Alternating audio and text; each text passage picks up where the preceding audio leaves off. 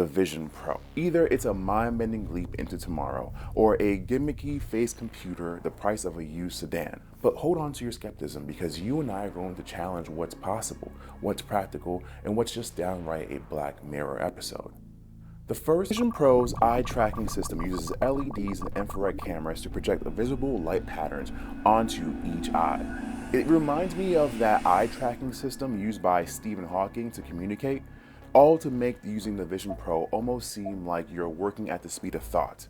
So you have fluid eye tracking, you have voice instructions, and hopefully with a smarter Siri, and finally, hand gestures. Not the constant Minority Report hand waving either. It'd be dead on arrival if we had to fling our arms around like we're playing the Wii.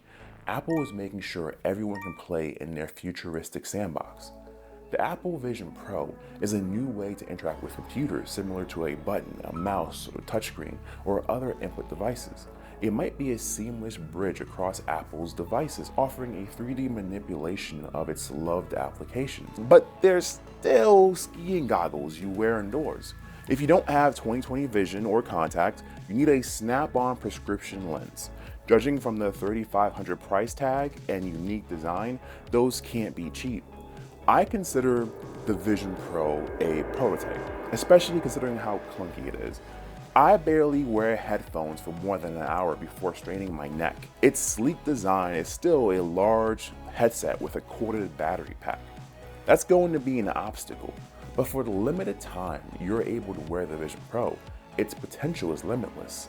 Sliding from a fully virtual world to one with overlaid graphics could enhance how we sometimes work, play, and improve our well-being. Virtual reality therapy could all be part of the package.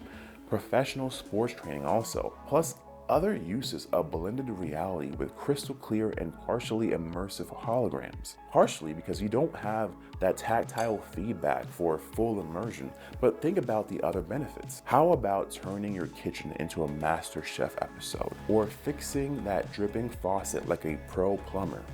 Being able to pull up a virtual cookbook or a DIY tutorial, and you got a real-time 3D assistant. Artists and designers have a new playground. Sculpt, paint, and design in a 3D space. Eyeball your masterpiece from all angles. With the dozens of cameras, speakers, microphones, special glass, multiple years of development, almost decades, and whole company acquisitions to make this headset, you better believe this thing's gonna cost as much as a big screen 8K TV. It's a custom micro OLED display system that delivers 23 million pixels per eye. Imagine squeezing two 4K TVs into your sunglasses. And while we're discussing extremes, let's talk about the battery life. Because if you're dreaming of a VR binge, think again. You can watch Spider-Man Into the Spider-Verse on a personal 100-foot screen, but you better be plugged in, or you only have 2 hours. In that case, why not just watch it on a regular TV?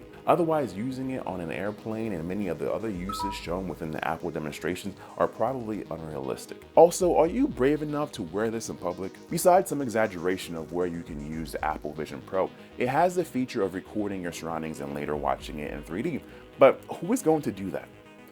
We are constantly glued to our screens, and now our screens are literally going to be attached to us, always on and always recording. Sure, you can see other people's eyes or not see them while they're using them, which is kind of nightmare fuel, but they can now record you in 3D 4K. Listen, you're not bringing the Apple Vision Pro to my kid's birthday party.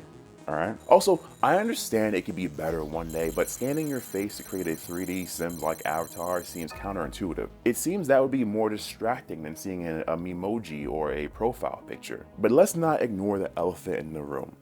This thing is not being released until next year because Apple needs developers to create content and applications, which is why we heard about it now. This uber advanced gadget needs more apps and software to fully harness its power. This will live or die on the applications that make a case for us to use this rather than our phones, our tablets, computers, smart TVs. Getting us to use this daily will be a hurdle when pulling out your phone or tablet takes less effort. Apple aims to provide users an immersive experience across its devices by integrating the Vision Pro into its ecosystem. It's an exciting advancement in technology that expands the capabilities of their existing product lineup. Apple, in all of its glory and infamy, creates another revolutionary bank-breaking device. I don't think it's the new iPhone, but the new Mac or iPad? Maybe. There are just limitations to having something on your face for extended period of times that even Apple can't break.